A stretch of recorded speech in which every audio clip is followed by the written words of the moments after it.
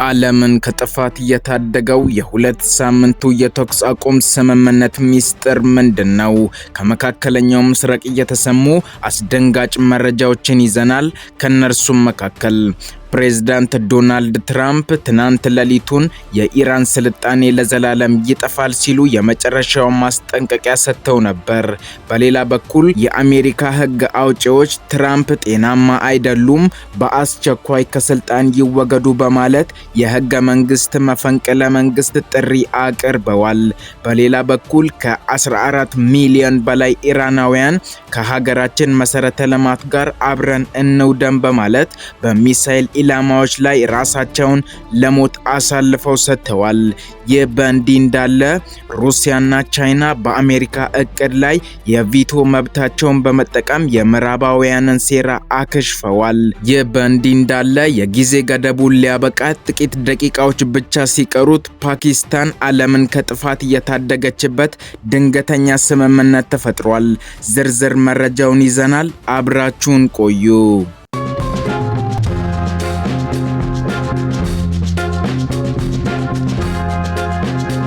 በቅድሚያም በአሜሪካና በኢራን መካከል ያለው ጠላትነት የአንድ ቀን ክስተት አይደለም።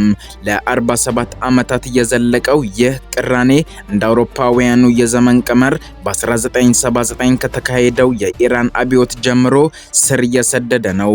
ፕሬዝዳንት ትራምፕን በመግለጫቸው ላይ እንዳሰፈሩት ለ47 ዓመታት የዘለቀው ማስፈራራት፣ ሙስና እና ሞት ዛሬ ምሽት ያበቃል ሲሉ የጠቀሱት ይህንኑ ታሪክ ነው። ጦርነቱ ስድስተኛ ሳምንቱን በያዘበት በዚህ ወቅት ግጭቱ ከመደበኛ ወታደራዊ ኦፕሬሽን ወጥቶ ወደ ስልጣኔ የማጥፋት ዛቻ ተቀይሯል። ኢራን የአሜሪካን ተጽዕኖ ለመቋቋም የዓለማችንን የኢኮኖሚ የደም ስር የሆነውን የሆርሙዝ ወሽመጥን ዘግታለች። በየቀኑ ከዓለም የነዳጅ ፍጆታ 20 በመቶ የሚሆነው የሚያልፍበት ይህ ጠባብ መተላለፊያ አሁን የጦር መሳሪያ ሆኗል። አሜሪካ በኢራን የኢኮኖሚ የደም ስር በሆነችው ካርግ ደሴት ላይ ሌሊቱን አዲስ ጥቃት መፈጸሟም ተሰምቷል። ምክትል ፕሬዝዳንቱ ጄዲ ቫንስ እንዳረጋገጡት ጥቃቱ ወታደራዊ ኢላማዎችን እንጂ የነዳጅ ተቋማትን አልመታም ብለዋል። ነገር ግን ይህ ለኢራን የተሰጠ የመጨረሻው ዲፕሎማሲያዊ ትዕግስት ማሳያ ነበር። ይህ በእንዲህ እንዳለ የፕሬዝዳንት ትራምፕ ንግግር በኢራን ላይ ብቻ ሳይሆን በራሳቸው ሀገር ላይም በዩናይትድ ስቴትስ ውስጥም ታላቅ የፖለቲካ ማዕበል አስነስቷል። አንድ ስልጣኔ ይጠፋል የሚለው ዛቻ የአሜሪካን ሕግ አውጪዎች በእጅጉ አስደንግጧል። ከአሪዞና እስከ ሚሶታ፣ ከኒው ሜክሲኮ እስከ አሊኖ ያሉ የኮንግረሱ አባላት አንድ ጥያቄ ማንሳት ጀምረዋል። ፕሬዝዳንቱ አሁንም ለስልጣን ብቁ ናቸው የሚል። የአሪዞናዋ ያሳሚን አንሳሪ በትራምፕ ላይ 25ኛው የህገ መንግስት ማሻሻያ እንዲተገበር በይፋ ጥሪ ካቀረቡት መካከል ቀዳሚ ናቸው። ትራምፕ አጥፊና ህገወጥ ጦርነት እያባባሱ ነው ስትል በኤክስ ገጿ ላይ አስፍራለች። የኒው ሜክሲኮ ስታንስበሪም ኮንግረሱ እና ካቢኔው እርምጃ መውሰድ ያለባቸው አሁን ነው በማለት የፕሬዝዳንቱን ስልጣን የመንጠቅ ሂደት እንዲጀመር ወትውተዋል። 25ኛው ማሻሻያ ምንድነው የሚለውን ስንመለከት ደግሞ በአሜሪካ ህገ መንግስት መሰረት 25ኛው ማሻሻያ አንድ ፕሬዝዳንት በጤና ወይም በአእምሮ እክል ምክንያት ስራውን ማከናወን ካልቻለ ምክትል ፕሬዝዳንቱና የካቢኔ አባላት ፕሬዝዳንቱን ከስልጣን አንስተው ስልጣኑን ለምክትል ፕሬዝዳንቱ የሚያስተላልፉበት አሰራር ነው። የዲሞክራቲክ ሴኔት አባል የሆኑት ክሪስ መርፊ እኔ በትራምፕ ካቢኔ ውስጥ በሆን ኖሮ የህገ መንግስት ጠበቆችን በመጥራት ይህን ውሳኔ አሳልፋለሁ ማለታቸው ውጥረቱ እስከ ዋይት ሃውስ ማዕድ ቤት ድረስ መዝለቁን ያሳያል። ትራምፕ ግን ለዚህ ወቀሳዎች ግድ የላቸውም። ትኩረታቸውን ሁሉ በትናንት ሌሊት 9 ሰዓት ላይ በሚያበቃው የጊዜ ገደብ ላይ ትኩረታቸውን አድርገውት ነበር። ይህ በእንዲህ እንዳለ በሌላኛው የዓለም ክፍል ቴሄራን ሌላ ታሪክ እየጻፈች ነው። የኢራን መንግስት ዜጎቹ የኃይል መሰረተ ልማቶች እንዲጠበቁ ጥሪ አቅርቧል። የተሰማው ዜና ግን ለማመን የሚከብድ ነው። ከ14 ሚሊዮን በላይ ኢራናውያን አሜሪካ አወድማለው ወዳለቻቸው ድልድዮች፣ መንገዶችና የኃይል ማመንጫዎች ጉዞ ጀምረዋል። በአህዋዝ ነጭ ድልድይ ላይ የታየው ትልቅ ትዕይንት ለዓለም ትልቅ መልእክትን አስተላልፏል። ዜጎቹ በሚሳኤል ሊመቱ በሚችሉ ቦታዎች ላይ ቆመው የሰው ሰንሰለት ፈጥረዋል። ትራምፕ መሰረተ ልማቶችን ካወደመ እኛም እዛው አለን፣ ለሀገራችን መስዋዕት እንሆናለን የሚለው የኢራናውያን አቋም ጦርነቱ ከወታደራዊ ግጭት ወደ ህዝባዊ የህልውና ትግል ቀይሮታል። የእስራኤል ጠቅላይ ሚኒስትር ቤንያሚን ኔታንያሁ የኢራን የባቡር መስመሮች እና ድልድዮች በአብዮታዊ ዘብ ጥቅም ላይ ይውሉ እንደነበር ቢገልጹም ዜጎቹ ግን የራሳቸውን አካል እንደ ጋሻ አድርገው አቅርበውታል። እንዲህ እንዳለ ጦርነቱ በሜዳ ላይ ብቻ ሳይሆን በዲፕሎማሲው አዳራሽም ቀጥሏል። በተባበሩት መንግስታት ድርጅት የጸጥታው ምክር ቤት የቀረበው የሆርሙዝ ወሽመጥን በዓለም አቀፍ ቁጥጥር ስር ለማድረግ የሚያስችለው ረቂቅ ውሳኔ በሁለት ሀያላን ሀገራት ተገጥቷል፣ ሩሲያና ቻይና። እነዚህ ሀገራት የቪቶ ስልጣናቸውን ተጠቅመው ውሳኔውን ውድቅ አድርገውታል።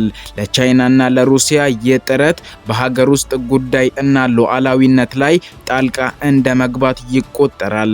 ይህ ውሳኔ በምዕራባውያን እና በምስራቁ ዓለም መካከል ያለውን ክፍተት ይበልጥ እንዲሰፋ አድርጎታል። የሆርሙዝ ወሽመጥን በኢራን ቁጥጥር ስር መቆየቱ ደግሞ የአሜሪካ ቁጣ ጣሪያውን እንዲነካ አድርጎታል። በሌላ በኩል ከፍተኛውን የፓኪስታን አደራዳሪነት ሚና ስንመለከት የጊዜ ገደቡ ሊያበቃ ጥቂት ደቂቃዎች ብቻ ቀርተውታል። ዓለም ትንፋሿን ዋጥ አድርጋ የሰዓቱን መቁጠር እየጠበቀች ነው። በትራምፕ ትሩዝ ሶሻል ገጽ ላይ ያለው ቆጠራ ወደ ዜሮ እየተቃረበ ሲሆን ልክ በዚህ ሰዓት አንድ ያልተጠበቀ ዜና ተሰማ።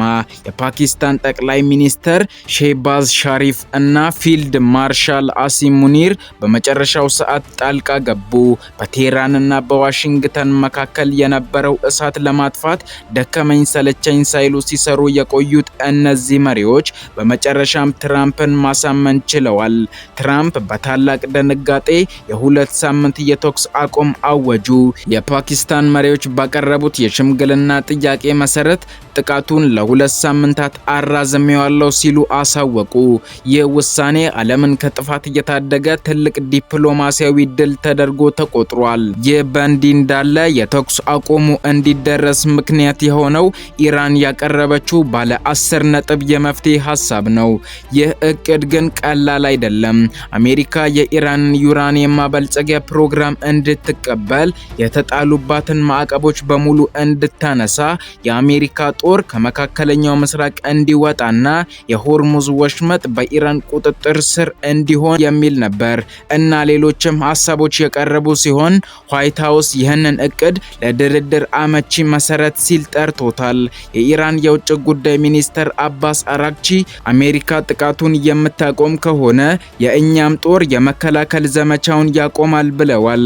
በፓኪስታን መሪነት የሚካሄደው የኢስላማባድ ድርድር በቀጣዩ አርብ ኤፕሪል 10 ቀን 2026 እንደሚጀመር ተረጋግጧል።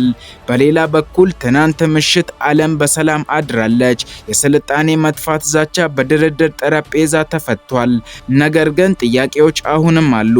እስራኤል በዚህ ስምምነት ደስተኛ አይደለችም። በአሜሪካ ኮንግረስ ውስጥ ያሉ ተቃውሞዎችም አልበረዱም። ያለፉት 48 ሰዓታት ዓለም በምን ያህል ቀጭን ክር ላይ ተንጠልጥላ እንደነበር ያሳዩ ነበር። የፓኪስታን ሽምግልና፣ የኢራናውያን ጽናትና የትራምፕ ያልተጠበቀ ውሳኔ ታሪክን ቀይሮታል። ይህ የሁለት ሳምንት ጊዜ ለዘላቂ ሰላም በር ይከፍታል ወይስ ለሌላ ዙር ፍጥጫ ዝግጅት ይሆናል? ዓለም በጉጉት የምትጠብቀው ይህ ውጤት በኢስላማባድ በሚደረገው ድርድር ላይ ይወሰናል። ለዛሬ ያዘጋጀንላችሁ ፕሮግራም ይህንን ይመስል ነበር።